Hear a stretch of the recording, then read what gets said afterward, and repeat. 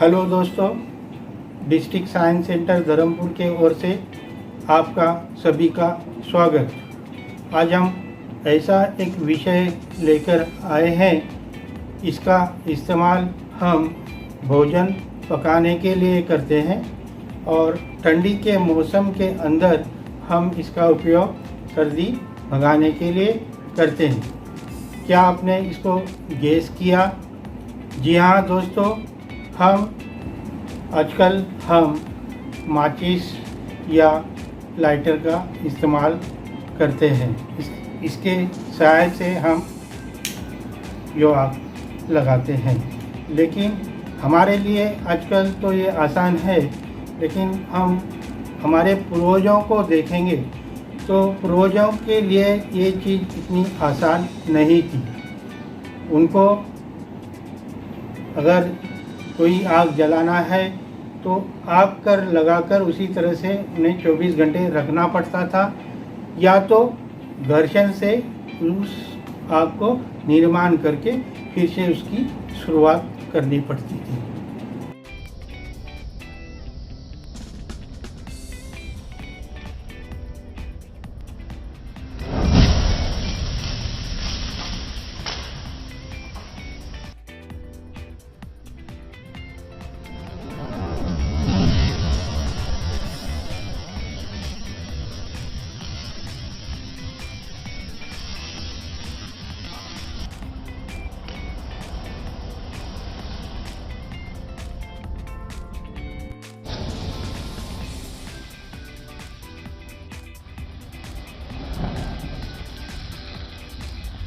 जगमगाती हुई आग के फुहारे देखकर शायद आपके दिमाग में या आपके मन में एक प्रश्न उठा होगा कि व्हाट इज़ अ फायर?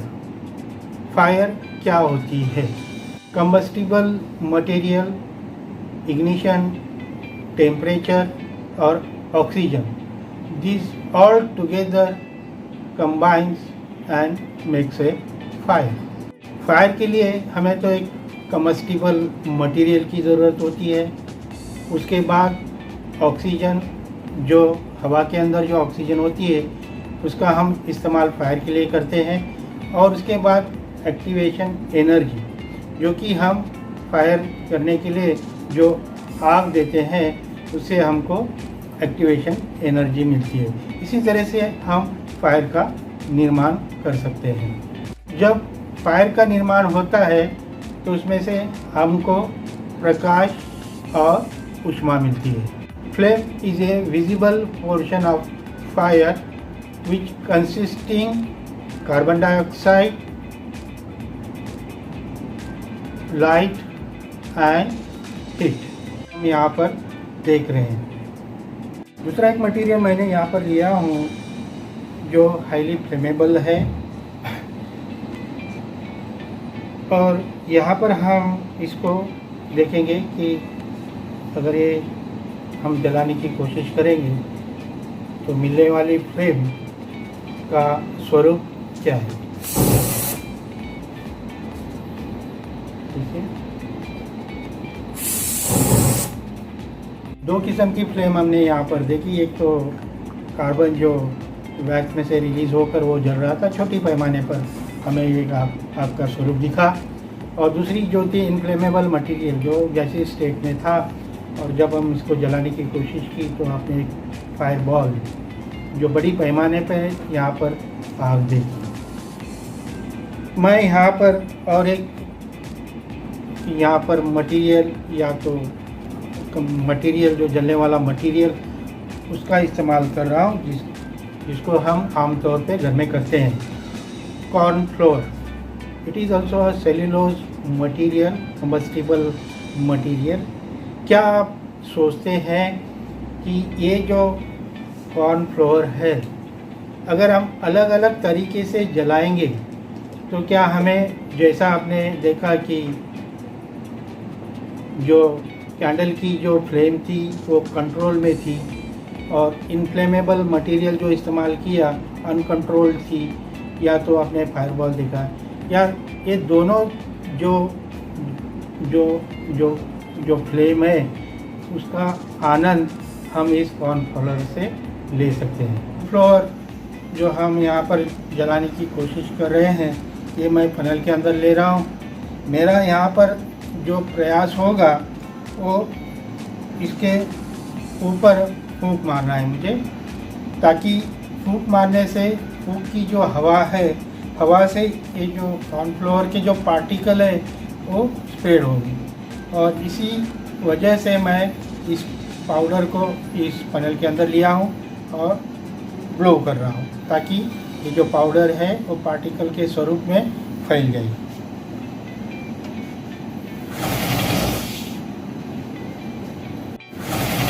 जब हम कॉर्नफ्लोर को ब्लो करते हैं तो they move in a particle and every particle catches a fire and make a combine flame. Balloon के अंदर जिंक डस्ट लिया है और कोनिकल फ्लास्क के अंदर एसिड, हाइड्रोक्लोरिक एसिड। जब जिंक पाउडर हाइड्रोक्लोरिक एसिड से कांटेक्ट में आ जाती है तो यहाँ पर आप देख रहे हैं कि गैस की निर्मित हो रही है, और ये है हाइड्रोजन।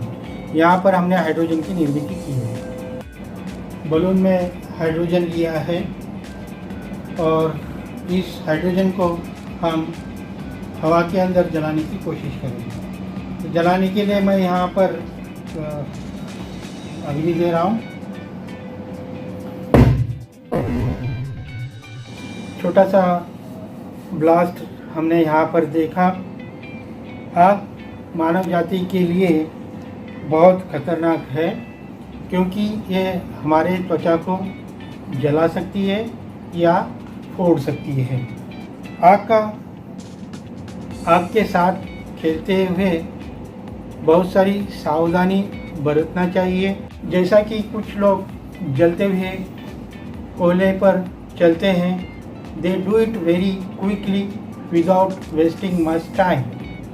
और एक बात का उन्हें ध्यान होता है कि they know very well our skin which is the outermost organ of our body, it tolerates the heat up to 3 seconds। इसका ज्ञान उन्हें होता है और इस ज्ञान का उपयोग करते हुए वे चलते हुए कोयले पर चलते हैं। समाज में ऐसे कई लोग हैं जो आग से खेलते हैं, कुछ स्टंटबाजी भी दिखाते हैं, लेकिन इस स्टंटबाजी के पीछे कुछ विज्ञान होता है। तो चलिए यहाँ पर हम देखेंगे कि ये जो स्टंटबाजी होती है उसके पीछे क्या विज्ञान है। इसे मैं मेरे पूरे आंख के ऊपर जलाने की कोशिश कर रहा हूँ, मुझे कुछ नहीं हो रहा है, देखिए। तो इसी तरह से जो स्टंटबाज होता है वो क्या करता है कि जो भी आग होती है उसको 3 सेकंड के अंदर एक जगह से दूसरी जगह तरफ लेके जाता है। यानी हमें पता होता है कि 3 सेकंड के अंदर हमें कुछ नहीं होता है। तो ये जो बॉडी साइंस है इसका इस्तेमाल करते हुए स्टंटबाज स्टंट करता है। और एक तरीका होता है जो केमिकलों का इस्तेमाल करते हैं। बिना माचिस से आग का निर्माण कभी कभी स्टंटमैन करता है और आग से खेलते हैं। देखिए यहाँ पर मैंने वही जो ट्रिक है मैं यहाँ पर दिखाने की कोशिश कर रहा हूँ। यहाँ पर मैंने केमिकल जो लिया हूँ वो है पोटेशियम परमैंगनेट, जो कि ये मेडिकल शॉप में आसानी से मिलता है। और दूसरा केमिकल मैं यहाँ पर लिया हूँ ये ग्लिसरीन, ये भी मेडिकल शॉप में मिलता है। इस दोनों का इस्तेमाल करते हुए हम बिना माचिस से अग्नि का निर्माण कर सकते हैं और हम इसका आनंद ले सकते हैं। बिल्कुल यहाँ पर हमने देखा कि अग्नि का निर्माण वो भी बिना माचिस से। तो यह एक शानदार अभिक्रिया है, एक्सोथर्मिक रिएक्शन है, और इसके वजह से इसके अंदर जो भी हीट पैदा होती है इसका इस्तेमाल करते हुए हम यहाँ पर अग्नि का रूप देख सकते हैं।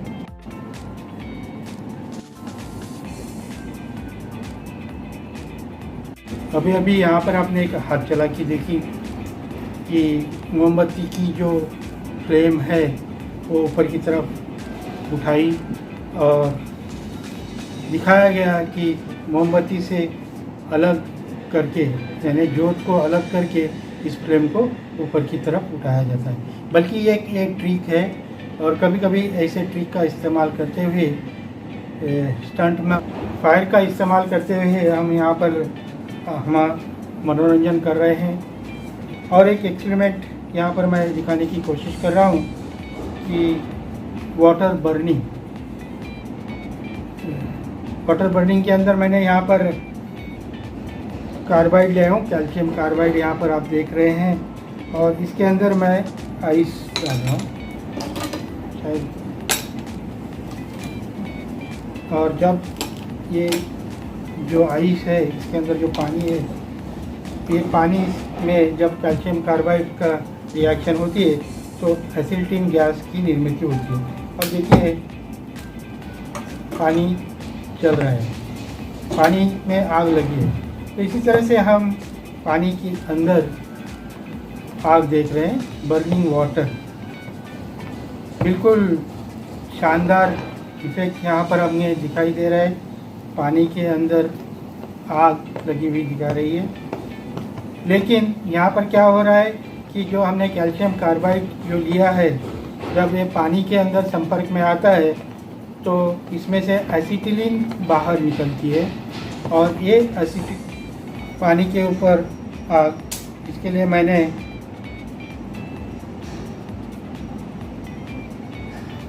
नेल पॉलिश लिया हूँ जो मैं पानी के ऊपर ले रहा हूँ।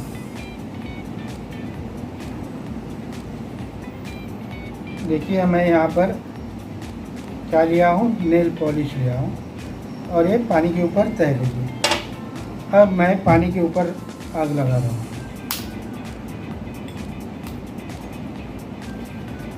देखिए बहुत इंटरेस्टिंग, पानी के ऊपर आग।